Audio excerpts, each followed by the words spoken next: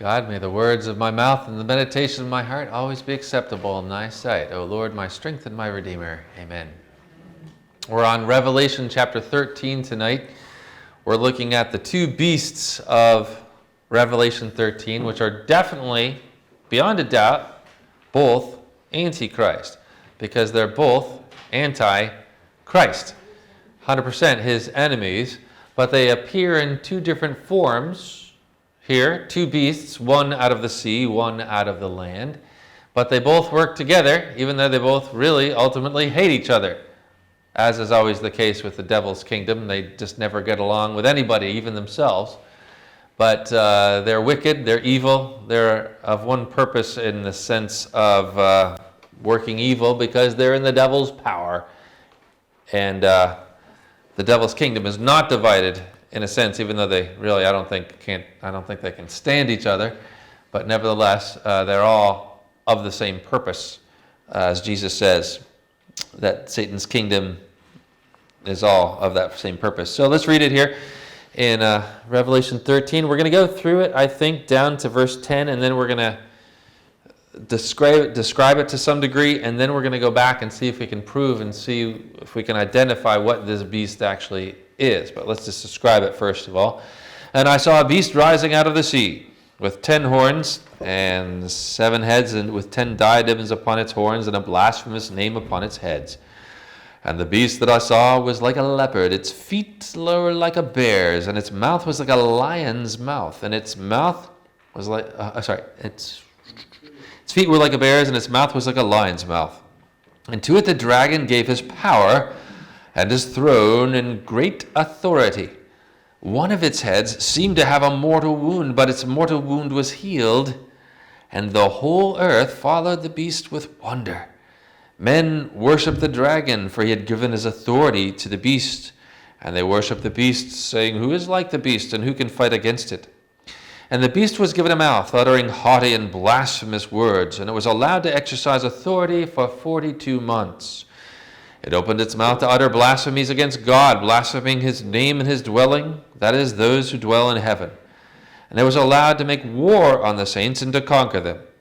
And authority was given it over every tribe and people and tongue and nation, and all who dwell on earth will worship it, everyone whose name has not been written before the foundation of the world in the book of life of the Lamb that was slain. If anyone has an ear, let him hear. If anyone is to be taken captive, to captivity he goes. If anyone slays with the sword must he be slain. Here is a call for the endurance and faith of the saints. All right, so this is a beast.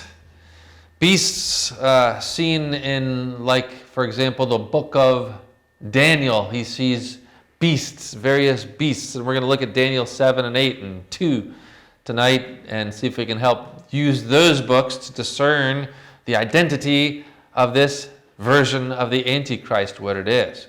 But beasts appear there, and they're obviously symbolic of empires that rise up, as we'll see. And so this is an empire that rises out of the sea, the place of chaos, and according to the Bible, darkness, wickedness, evil. Even though I love the sea, you love the sea, we love the sea. Can't you see? Of course it's true.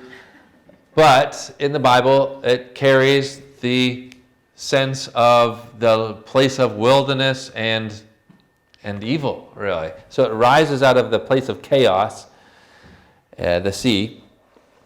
10 horns, 7 heads, 10 diadems upon its horns, similar to the devil there in Revelation 12. And those are going to symbolize kingdoms or kings and such things as we'll see later on in Revelation 17. These will be described in more detail. And the beast that I saw was like a leopard, its feet like a bear's, its mouth like a lion's mouth. So we're going to take a look just in a moment at Daniel 7, and we're going to see those same images. Let's just go forward here first. The dragon gave his power and his throne and great authority to it. So who's behind the beast? Satan. He's behind this spirit of Antichrist that's in the world. It's a kingdom amongst human beings, and the devil's behind it. We see certainly today there is a kingdom a deception at work in the world amongst a lot of the rulers of this world who are doing haughty and blasphemous things against God and His kingdom. They're trying to enact all kinds of crazy stuff, from abortion, which is of the devil, it's murder, to the confusing of genders, which we'll talk about more on Sunday, totally mixing and turning everything upside down, to a lot of the things that are going on in this present pandemic, I'll put that in quotes, that is very much of an evil agenda that seems to be afoot in the world. I think that's all part of the spirit of Antichrist at work in the world, working much destruction in many ways. And so the devil gives his power, his throne, and great authority to the beast. So the kingdom that's in the world, over which the devil has authority, he gives his authority to it to exercise amongst men evil works. And that's just tough on the church. As we see, this beast makes war upon the church. And frankly, from the beginning of time, there have only been two families on the earth, if you think about it. God said the seed of the woman, ultimately Christ, but also the seed of the righteous, will have enmity with the seed of the serpent. And the two families, those of the righteous line and those of the unrighteous or wicked line, are always clashing from the beginning of history. Now, we're all sinners, but there are those who are redeemed and saved and believe in God and receive forgiveness, and there are those who are wicked and curse Him. And these two families are always at odds, locking horns, clashing with each other. It's been the same throughout history, and the same in our days. The church is on one side, and the world's on the other side, and there is a great war. The spirit of Antichrist against the church, and the church against the spirit of Antichrist, duking it out, battling it out, the church having to fight the good fight of the faith. One of its heads seemed to have a mortal wound, and its mortal wound was healed. So I'm going to say right now, and then we'll see if we can prove it later, that I believe this beast is representative of the Roman Empire. The Roman Empire that existed previously over the world, that received a mortal wound. It could perhaps mean that it was dealt a wound when Christ came. They eventually do crumble as well, but its mortal wound was healed. Namely, it seemed to crumble, but then it comes back to life. It sort of has a resurrection, in a sense, a coming back into authority. So think about that for the Roman Empire. It was established, it was over the earth, it received a wound, hence it went away, kind of. Continued on in the Roman papacy, I think, but it went away, and then toward the end of time, perhaps, it comes back. I don't know. We'll see if that's... These are not easy verses to interpret, but I'll see if I can lay this out a little more. But I'm taking that to be the Roman Empire, as I'll explain shortly. And the whole earth followed the beast with wonder. So one thing that's without doubt is this is Antichrist, the spirit at work in the kingdoms of the world. And how many people follow this? What does it say there? The whole earth. Not Christians, of course, because it's at war with Christians, the church, but everybody else is subject to it. All kingdoms, all nations, all countries around the world follow this beast. And why do they follow it? Men worship the dragon, for he had given his authority to the beast, and they worship the beast, saying, "Who is like the beast and who can fight against it?" You almost feel that way today, don't you? When you see the spirit of deception at work in the world and in amongst the high-ranking officials of the countries of the world moving in a particular direction, and you as a Christian, you're like, this is not right. Something really sounds really wrong here. It smells wrong. It looks wrong. It feels wrong. Something's very evil that's afoot here. The world is following after these things. You're going, this is really not right. But the world is saying, but who can fight against the beasts? Who can go against this massive current and wave that is driving and drawing everybody in one deceptive direction. Of course, there are many who do fight against it. That's the Christians. But the rest of the world, who can fight against all this power? And they go along with it. And the beast was given a mouth uttering haughty and blasphemous words. Notice, by the way, men worship the dragon because he'd given his authority to the beast. Do you think people worship the dragon even though they don't know they worship the dragon? Sometimes. Some people actually know they're worshiping the dragon. I think a lot of people are of that ilk and that kind. I mean, I have heard, I have to still verify this, but what's the guy that's head of Twitter? Jack something or other? Dorsey. I've heard that he even has verses where he talks about reading the Satanic Bible and stuff like that. So he seems to be more outwardly focused and there are other people that say they worship the devil. I mean, amongst the rock stars or various celebrities have said so jokingly, but are they really joking? But a lot of people follow the devil and they don't even believe in the devil. But they're following the devil because they're following his lies, his deceptions.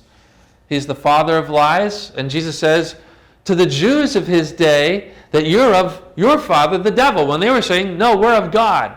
But he says, no, you are of your father, the devil. Why? Because you seek to kill me.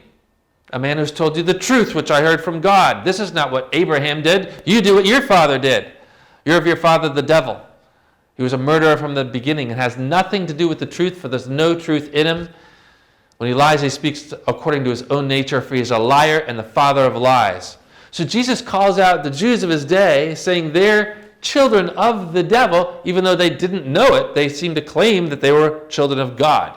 But you'll know them by their fruit. So a lot of people, I think, follow the devil, worship the dragon, though they didn't even know it. But a lot of people know it at the same time. So there's those two. Anybody who follows after deceit, evil, wickedness, abortion, lies, fornication, all those things really are his children because they're doing what their father does.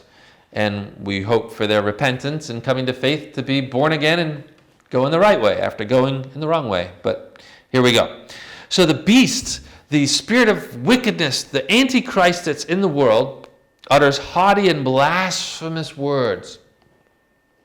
Surely we see such words being uttered even these days, and especially by celebrities who make fun of Jesus Christ in some of their humor, as they would call it, black humor. Horrible things that are spoken. And this beast is wholly set against God. Haughty, meaning proud, and blasphemous, meaning speaking evil of the Lord. And it was allowed to exercise authority for 42 months. By the way, what are Christians being called right now? When we're being censored off of all kinds of social media and Focus on the Family got taken out off of Twitter. Focus on the Family? Focus on the Family. Isn't that right? Didn't I hear that? Yeah, that's what they are. You're haters. Notice, what is that? That's basically like blasphemy or calling evil something that's good. So it's a haughty and a blasphemous word. You violent people preaching salvation and the light of truth and love and laying down your lives for people, for your brethren and desiring the salvation of all. Oh, you're so violent. We must remove you because you're dangerous to society. Christians are being called dangerous to society. And as we're going to look at soon too, when the Pope is calling for a one world government, as I'll share next week, he's been doing that for many years, especially now. What's the enemy of a one world government? Christians who say, and one world religion. Those who say that there's only one way is Jesus Christ.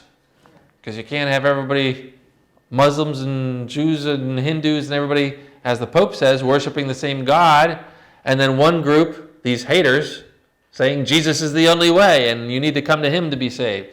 So we are a thorn or an obstacle. We are violence to the agenda that's at work in the world today. that wants a one world religion, one world government. And whether or not we can prove one world government in here, we'll find out. But it's very clear that they're calling for one world government amongst the United Nations and the Pope. He's been saying that for a while. Okay, so exercise authority for 42 months. So this is limited, but we see that that's the same amount of time as a lot of things are happening. I take it to be the church age. So the Antichrist spirit has authority all the way through to the end of this present age. That's the way I read it. Same as the amount of time as the 2 olive trees of Revelation 11. Same amount of time as the woman flees the serpent into the wilderness in Revelation 12, and such things. All right, so it opened its mouth to utter blasphemies against God, blaspheming his name and his dwelling, that is, those who dwell in heaven. And it was allowed to make war on the saints and to conquer them. Do you like that verse? No. Yeah. Some ancient authorities remove that word "and conquer them," but it actually relates to what we'll read in Daniel 7, that the Antichrist does prevail over the saints. That's a tough word, isn't it? Now, when I was studying this and trying to understand what does that mean that he conquers them? He conquers me because I'm one of the saints. I don't want to be conquered. I want to win. What does it mean to conquer? Well, I believe as I've looked at these things, it does not mean that you're conquered spiritually. Because as a Christian, Christ always leads us in triumph, says Paul. Always leads us in triumph. We are more than conquerors through him who loved us. And we read here in the last chapter, they conquered by the blood of the Lamb and by the word of their testimony, for they loved not their lives even unto death. That verse gives you a little hint, right?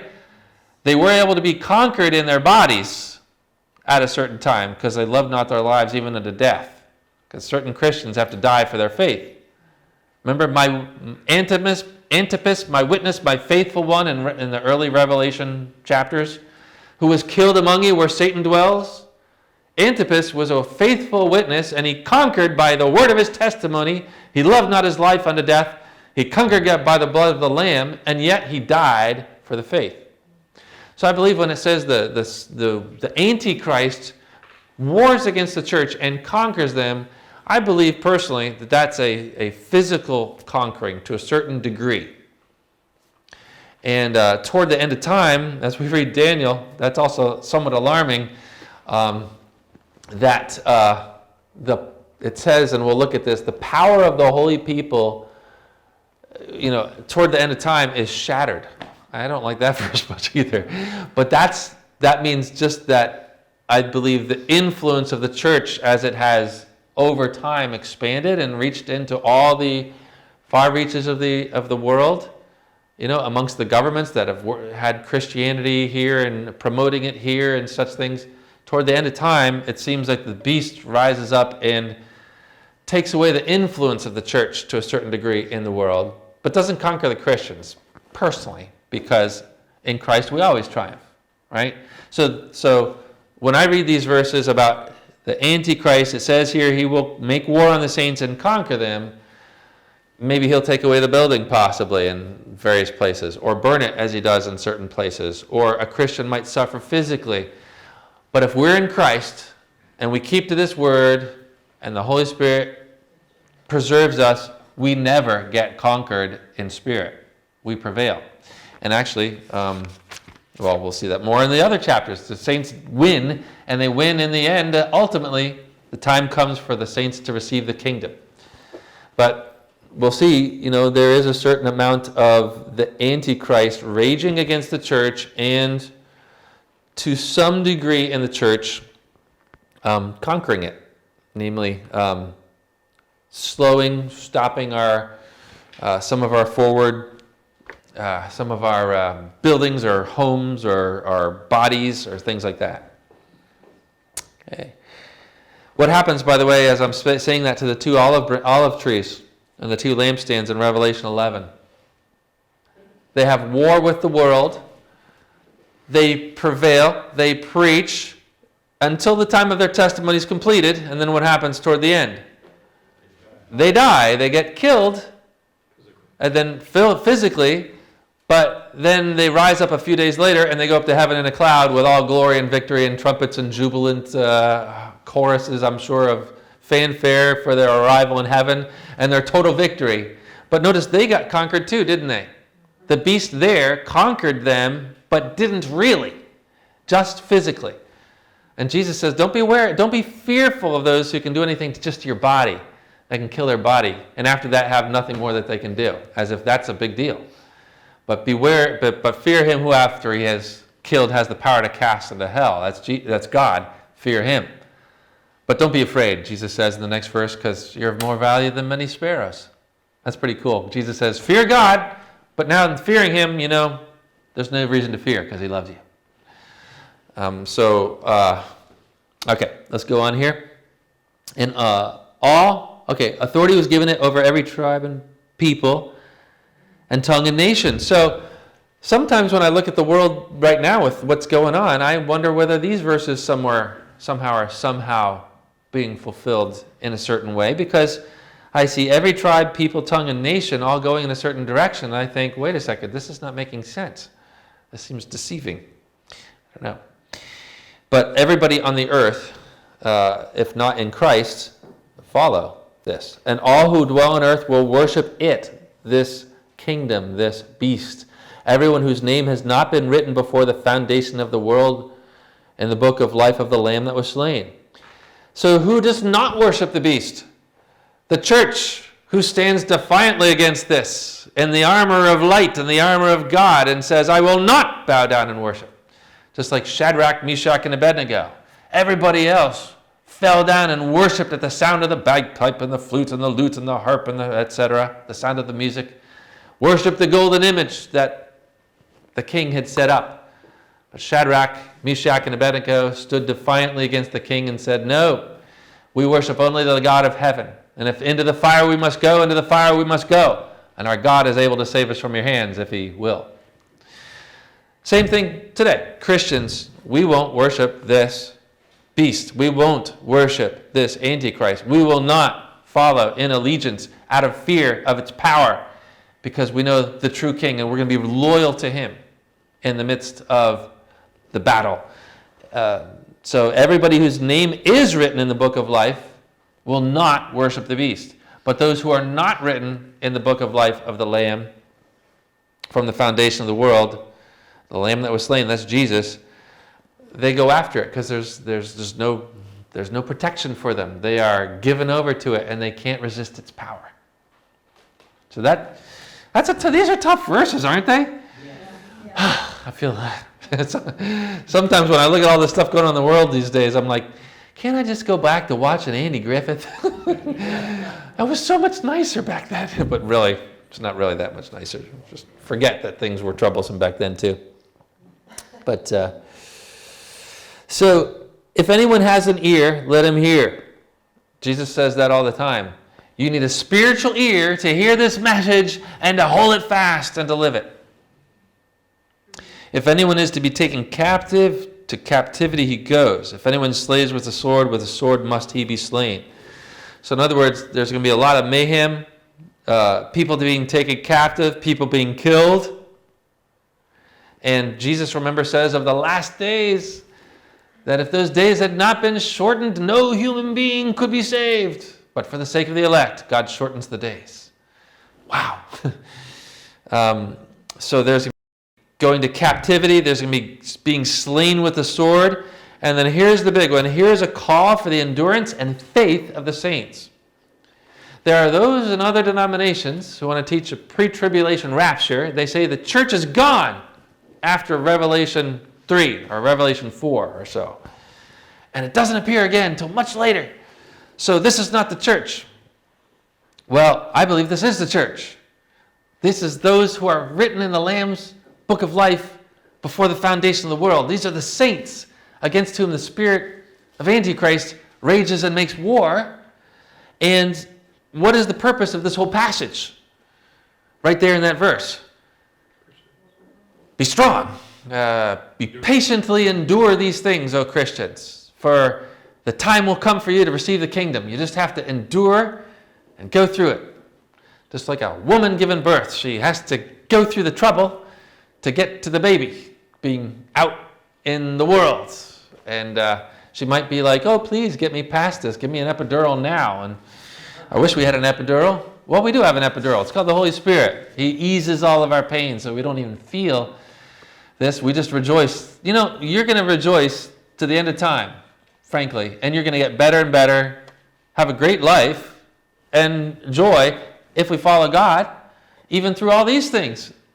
As we said a few weeks ago, the path of the righteous is like a light of dawn, which shines brighter and brighter till full day.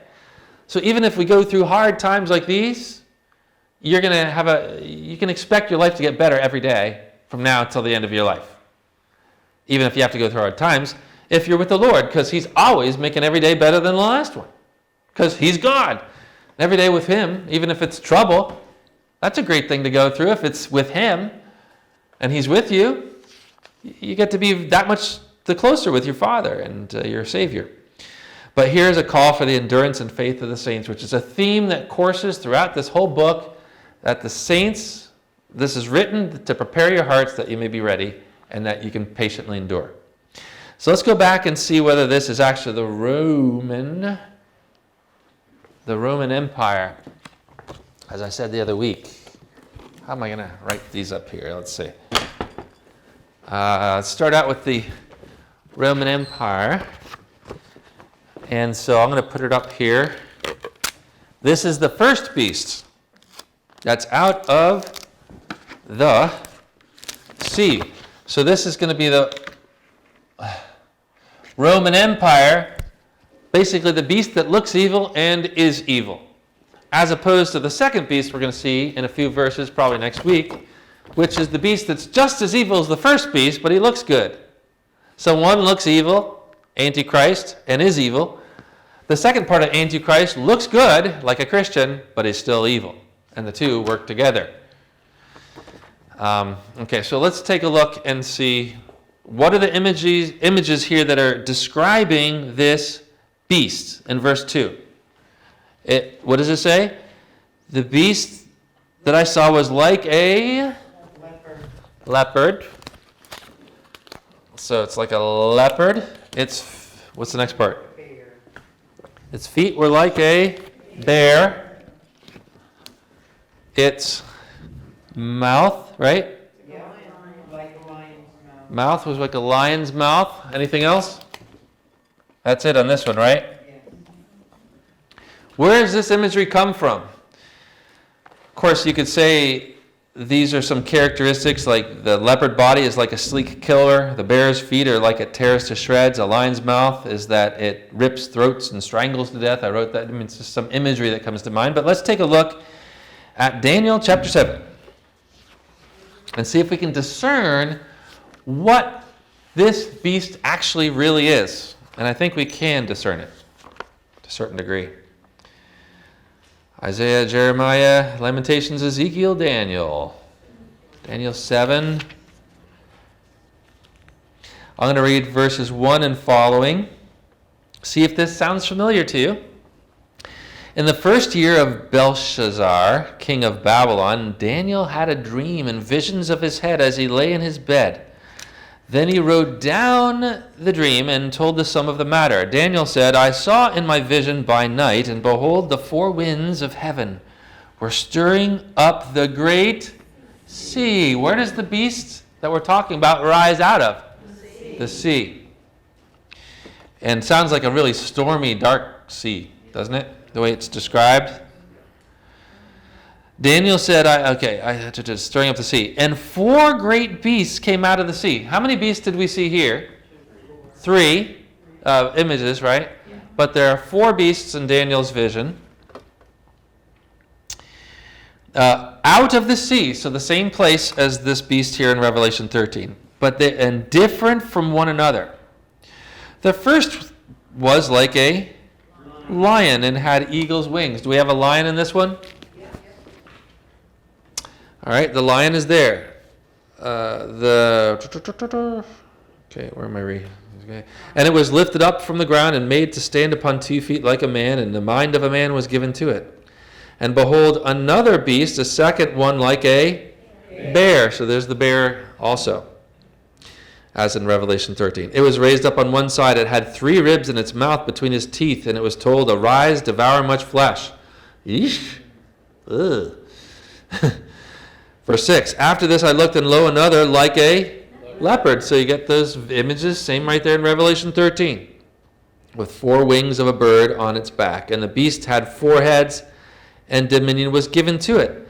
After this I saw in the night visions, and behold, a 4th beast, which we don't hear specifically referred to in Revelation 13, although the beast in Revelation 14, I think, is the 4th beast, with all these others put together in it. Because you can see, obviously, this Daniel 7 goes with Revelation 13. Okay? And behold, a 4th beast, terrible and dreadful and exceedingly strong, and had great iron teeth. It devoured and broke in pieces and stamped the residue with its feet. It was different from all the beasts that were before it, and it had 10 horns. Sound familiar? I considered the horns, and behold, there came up one among them, another horn, a little one, before which 3 of the first horns were plucked up by the roots. And behold, in this horn were eyes like the eyes of a man, and a mouth speaking great things. Sounds like blasphemous things, right? Okay, so the 4th beast, let's put the 4th beast up here. I just got this one to look like it. The 4th beast is worse than all the other beasts. As bad as those other ones are, this one's really terrifying.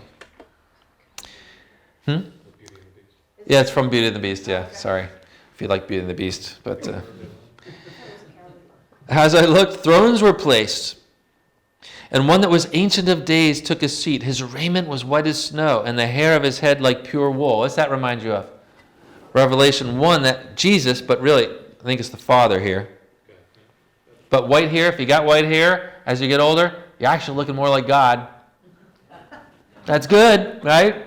So, I don't do any hair coloring, but I'm glad I'm not immediately white yet, but I'm getting there a little bit. And the baldness shines the Shekinah glory. Yeah, the Shekinah glory, there you go.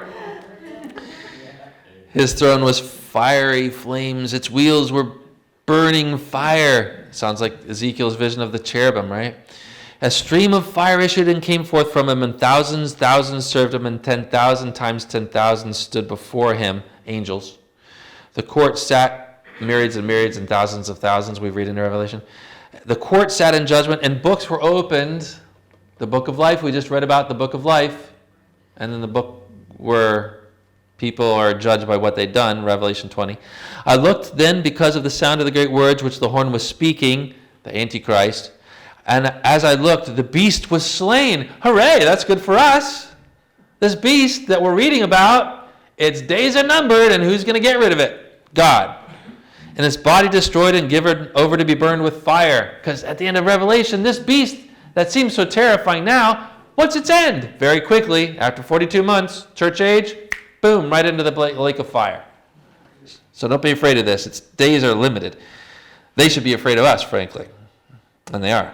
As for the rest of the beasts, their dominion was taken away, but their lives were prolonged for a season and a time. I saw in the night visions, and behold, with the clouds of heaven there came one like a son of man. Who's that? Jesus. And he came to the Ancient of Days, God, and was presented before him, and to him was given dominion and glory and kingdom, and that all peoples, nations, and languages should serve him. His dominion is an everlasting dominion which shall not pass away, and his kingdom one that shall not be destroyed. As for me, Daniel, my spirit within me was anxious, and the visions of my head alarmed me. I approached one of those who stood there and asked him the truth concerning all this. So he told me and made me know the interpretation of the things. So this is important. We're going to learn Revelation 13. Daniel had the prevision of this, and we're going to have it explained, at least a little. These 4 great beasts are 4 kings who shall arise out of the earth. kings or kingdoms it could be. But the saints of the Most High shall receive the kingdom and possess the kingdom forever, forever, and ever. Happily ever after, in other words. Yes. Woohoo! I'm excited. That's good. Then I desired to know the truth concerning the fourth beast, which was different from all the rest, exceedingly terrible, with its teeth of iron and claws of bronze, and which devoured and broke in pieces and stamped the residue with its feet. And concerning the 10 horns that were on its head, and the other horn which came up, before which 3 of them fell, the horn which had eyes and a mouth that spoke great things, and which seemed greater than its fellows. As I looked, this horn made war with the saints and prevailed over them. Does that sound familiar? Conquered them. The little horn, the little horn of the fourth beast, of the Antichrist, which I'm going to say in a moment, I hope we get to it tonight, is going to be the Roman kingdom. Because I'm going to relate this. I hope I have time to do this. We'll see. Tonight. But he prevailed over them until, isn't that great? He prevailed over them until. So there's only a little bit of getting beaten back as a Christian until the time for you to have the ascendancy and look in triumph on those who hate you, and God put all your enemies under your feet. And you actually, according to 1 Corinthians 6, even pass judgment on angels, demons in the world to come. Jesus is so gracious as to give you a part in the passing of judgment upon your enemies, upon this beast. So notice, don't be despairing if things look dark today. It's only for a little while, until the Ancient of Days comes.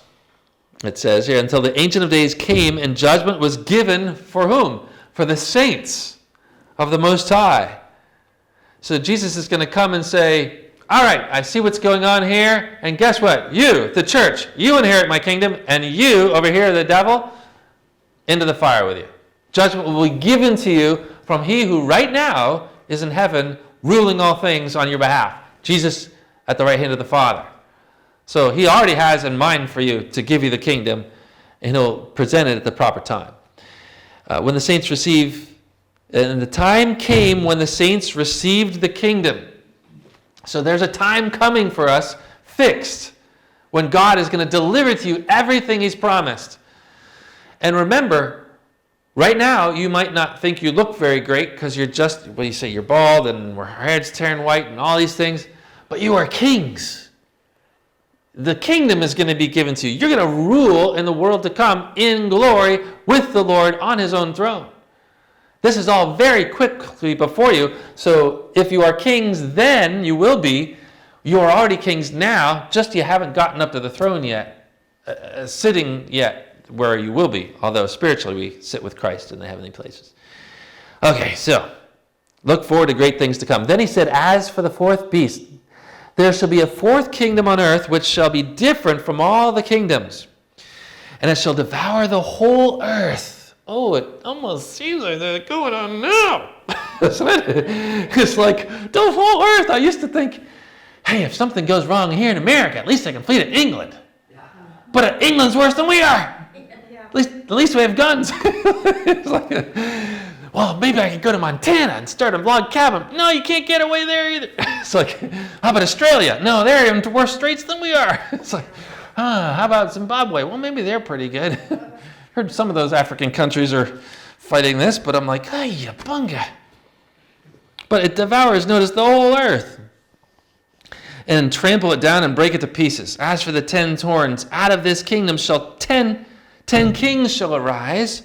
We're going to see that later in Revelation 17. And another shall rise after them. He shall be different from the former ones, and shall put down 3 kings. He shall speak words against the Most High.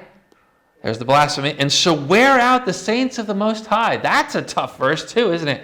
But you notice there's a fight, there's a battle, and do you feel almost like it's a wearying battle right now?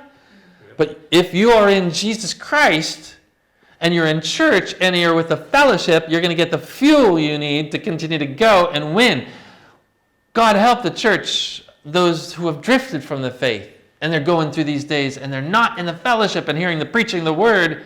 How are they going to endure? I wonder, I fear. because it's a wearing out even as you fight.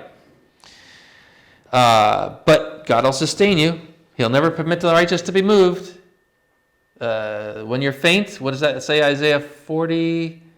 It says, they shall mount up with wings. Those who wait upon the Lord shall mount up with wings like eagles. They shall run and not be weary, walk and not faint. So you will persevere and run the good race, but it's a wearing out type of thing. You can feel it, I think, wearing on your souls, don't you? These days a bit? Anger. Yeah, I just feel the weight of all this stuff sometimes, but God then at the same time has been strengthening me more than I've ever been. But I'm also feeling the weariness of having to look into all these things and deal with all these people, and people are in fear, and children are being psychologically hurt by these masks, which are, I just saw something today on that one. We're going to go over time today. Okay. Dan, you can go whenever you want to. I saw a study, there's a study in the 1960s called the something face study with children, where mothers with their babies would be interacting, and then the mother would cooing and enjoying, and then the mother would test and just give no expression to the baby, and the baby would try to coax it and think it was joking, and then keep going, and then when the mother continued to have no expression on the face, the baby just freaked out, went into fear, panic, anxiety, and they could never continue that trial for more than a minute, because the baby's just freaked out. What do you think's happening to our children when they're not being allowed to see other faces of their others? I mean, this is and the masks, I mean, it's damaging psychologically the children that are upcoming, to teach them that the world is a world of terrific fear.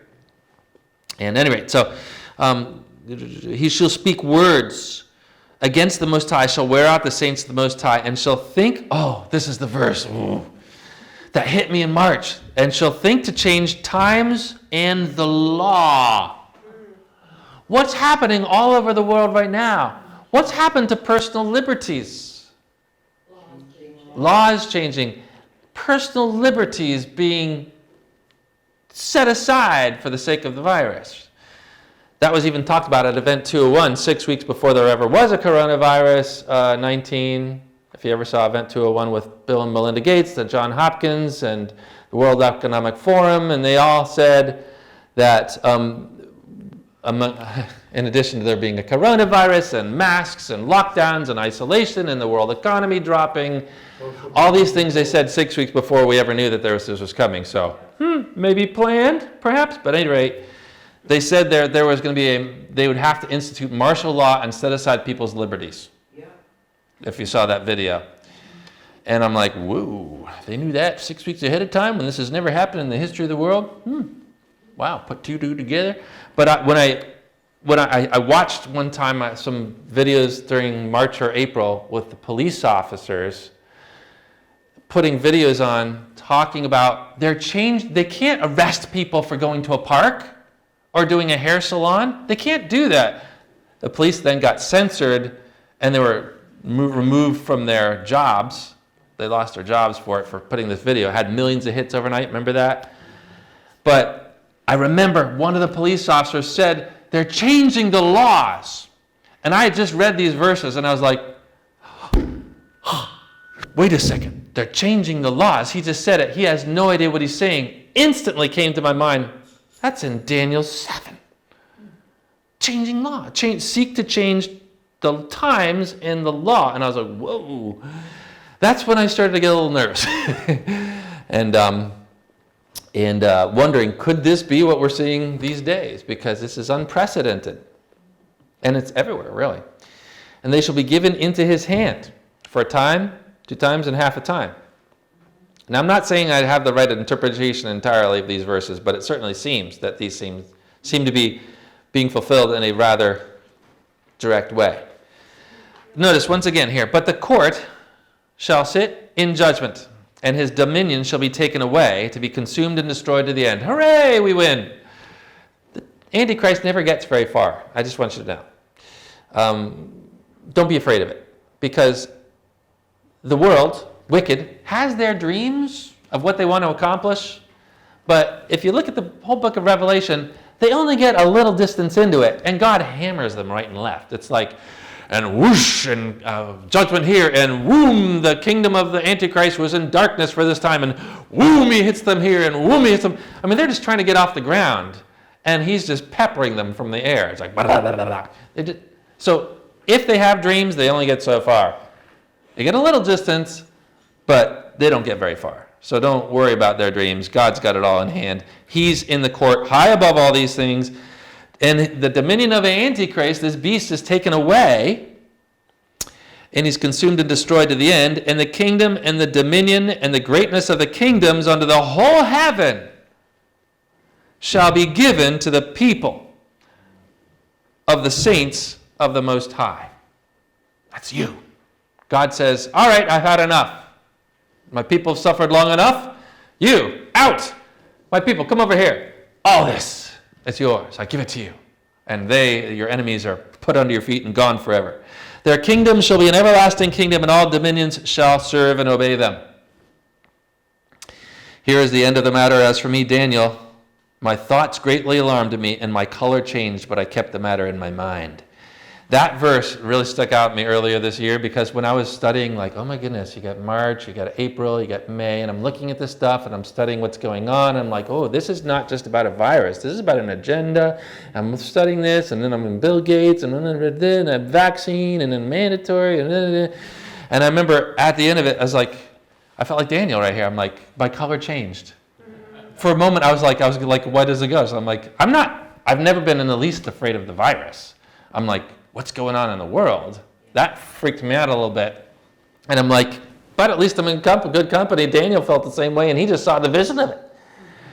You know? And I'm like, am I seeing this, Lord? Is this what I'm seeing? And my thoughts greatly alarmed me, and my color changed. I was like, I don't feel like I usually feel. And it was so beautiful, because God took that little time away with me, totally refashioned not only me to shift into this paradigm of history.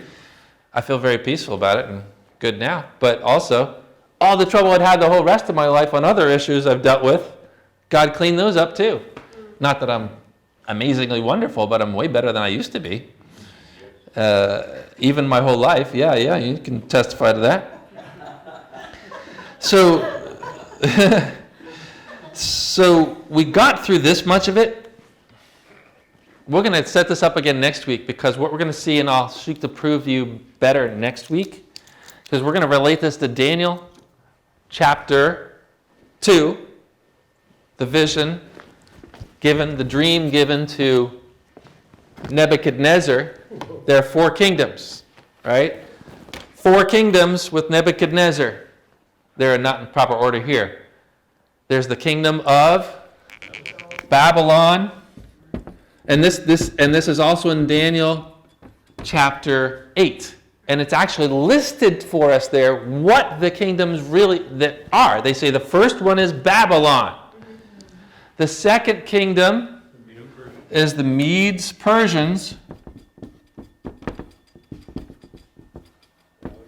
And then the third kingdom, the same theme through Daniel, is the Greeks. And the fourth kingdom is never mentioned by name in Daniel, but there's the fourth kingdom that comes after it, which we know very clearly from history. What followed the Greeks were the Romans. Yeah, we're going to see that too. The Romans. And so in this vision, when a rock will come down and strike all the kingdoms of the world, Christ, and that kingdom will last forever, Christ's kingdom. So when you see all these kingdoms in Daniel, the leopard, the bear, the lion, and then the fourth one, unlike the others, this is similar to the vision here. Babylon, Medes, Persians, Greeks, Romans. What's the fourth kingdom? It's the Romans. What's the Antichrist that we're seeing in Revelation 13, the fourth beast, with a mixture of all the others in it? That's why I believe this beast of Revelation 13 is the Roman Empire. But it doesn't exist now. Right. And I can't totally interpret this beautifully for you. It existed at one time. It receives a mortal wound, but its mortal wound was healed. Could it be that there's an image? I don't know this is the truth, but I just wonder, could there be an image of the Roman Empire that kind of ascends back into some sort of semblance in the world, in the sense of a one world government? I have heard people say one world government for years, and I was like, where's that in the Bible? This is the only place I could see it, because Rome was a one world government, and if this is Rome, it could be a government once over all the kingdoms of the world again. I don't know. I do know for a fact, though, that they've been calling for a one world government to have jurisdiction over all the kingdoms of the world. But nevertheless, once again, it happens. It's just for a little while. And then we persevere through it. God's with us. Time soon to come. Glory forever. And wonderful, good things. And we got good things through all these days, too. But it's heavy stuff. And it is a little difficult, I know. And God bless us with peace in the midst of it. And leave Him we're figuring out kingdoms. All you really got to do is just work with your own life. Love people in your own sphere of influence. Worry about today only. Don't worry about tomorrow. Jesus says, care for those who are around you. Keep to my word. Love me and walk through life with me. It's beautiful. It's right. It's great. Let Him take care of all the big stuff. But just remember the good news that you win and you get the kingdom, and let that be an encouragement to you. Okay? So we'll look more at that next week. And then we'll look at the second beast.